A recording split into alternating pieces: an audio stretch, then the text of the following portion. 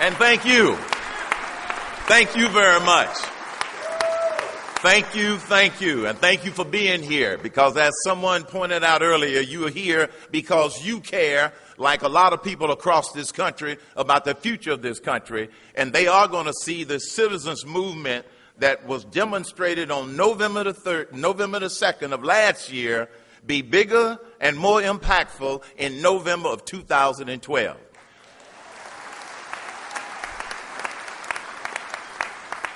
Let it be borne in mind that the tragedy of life does not lie in not reaching your goals.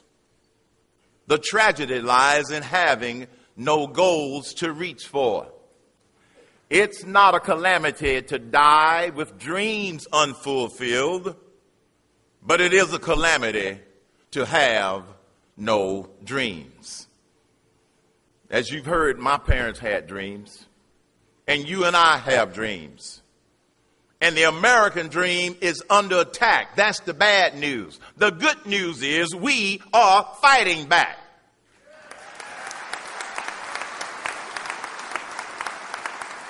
We are fighting back with our faith, and we are fighting back with our freedom to fight back in the greatest country in the world when we don't like something going on in Washington, D.C. Now, Steve didn't give me a lot of time, so rather than go through all and many of the ideas that I have learned from you and listeners to my radio show about what I call common sense solutions, you can pick one of those booklets up at our table afterwards. So let me do this. I want to share with you 3 of my guiding principles so you would know what type of leader I would be. You know what type of person I am. 3 of my guiding principles that have guided my life, guided the decisions that I made when I was running companies, and it's guided my own family. Guiding principle number 1, and I'm only going to do 3. Do the right thing. Do the right thing. It was not right to sue the state of Arizona when they were simply trying to protect themselves. Do what's right. And it was not right, as indicated earlier, for the President of the United States to order the Justice Department to not enforce the Defense of Marriage Act. That was not right. But one of the things that you will always be able to count on from Herman Cain in any role of leadership, and that is to do what is right. Secondly, one of my guiding principles, we have got to lead this nation from an entitlement society to an empowerment society.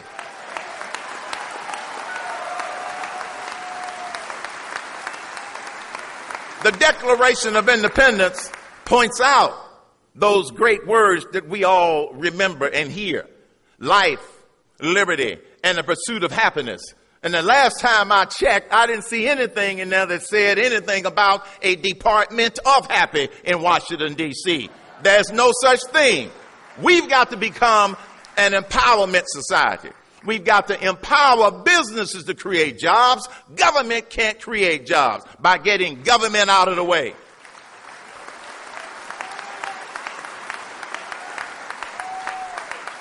We have got to empower the states to do what states do best, and that is to solve the people's problems in the state. Problems and issues that might be in Iowa or Georgia or another state, they can't be solved from Washington, D.C. I ask you a rhetorical question. When was the last thing anything was micromanaged from Washington, D.C. and it worked? Time's up.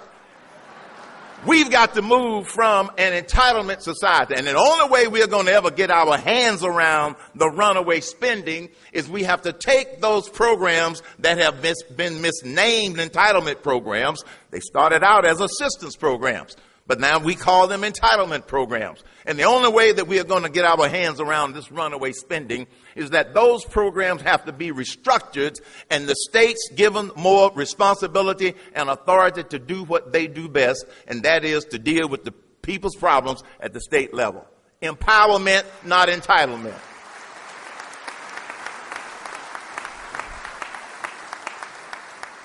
And then my third guiding principle that I want to share with you is not about us. It's not about us.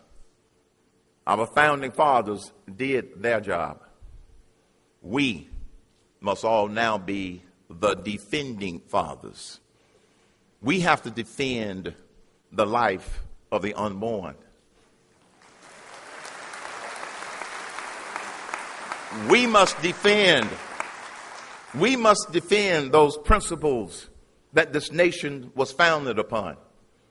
We must defend the future of this nation today with, as Ralph said, our time, our talent, and our individual treasures. And when I was asked, whatever gave you the crazy idea of running for president, this wasn't something that I had dreamed about all my life or aspired to do all of my life. And if you're familiar with my background, in many instances, I was compelled into a position of leadership. And this whole journey for me, and I didn't know it at the time, started in January 1999 when my first grandchild was born. My wife, for 42 years, we have a 39-year-old daughter, 32-year-old son, and 3 grandchildren. And on January the 22nd, 1999, my granddaughter Selena was born. And I didn't think that I was going to make it back to the hospital from an out-of-town trip in time to be there when she was born. But as God's will prevailed, I did get there in time. And when I got to the hospital, my wife came out and told me that we now have a granddaughter. Obviously, I was thrilled. We were both thrilled. I went inside of the delivery room, and my daughter, I said, "Are you doing okay, Melanie?" She said, "Yes." "Is the baby okay?" "Yes." And then my daughter said, "Dad, would you like to hold her?" "Yes, of course." I took this little 15-minute-old baby in my arms, looked at that little face, and the first thought that went through my mind wasn't about how do I ensure her future. The first thought that went through my mind was, what do I do to help make this a better nation and a better world? That's where my journey started in order to be here for this honored occasion. And so my third guiding principle is not about us. It's about the grandchildren. It's not about us. Ask any grandparent.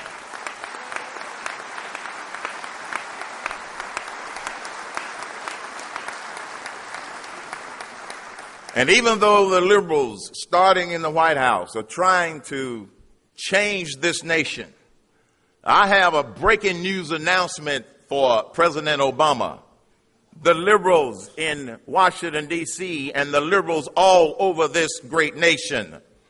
The United States of America is not going to become the United States of Europe, not on our watch. Thank you.